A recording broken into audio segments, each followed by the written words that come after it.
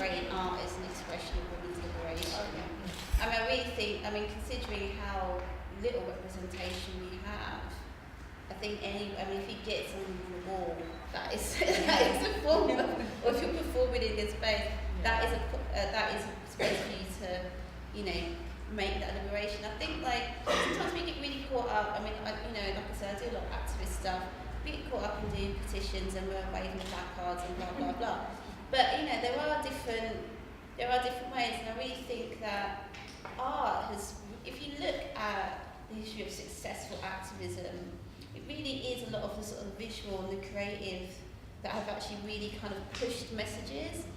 Did an amazing, not my workshop, no, this is an amazing workshop. Someone else's workshop was amazing. And we talked about the power of images and how a lot of images had actually really changed the way people thought around activism. We were looking at some famous images around the HIV crisis in the 80s. We looked at stuff from the civil rights movement in the 60s. Some of the prints that the suffragettes were putting out. And, people, we are, visual beings, or, some of us aren't.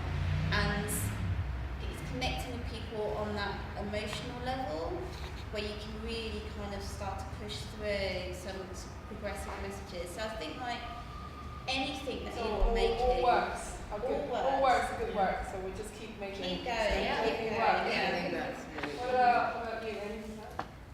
Well, I often find that kind of approach, that very sort of direct way of facing either text or an image and going, I can't make a decision for you. All I can do is express how I'm feeling. So I completely agree. Just following up, I think a lot of my work starts to look at kind of female protagonists in film, or the idea that we're inevitably doomed to fall or fail in some way. So can we rewrite those trajectories, that this message that's so kind of entrenched in our psyches about that we will have to succumb to some fall from grace, some fall from a moral decline, a physical decline. That's problematic, and I think that I'm interested in rewriting potential stories for women that give them alternative paths. So that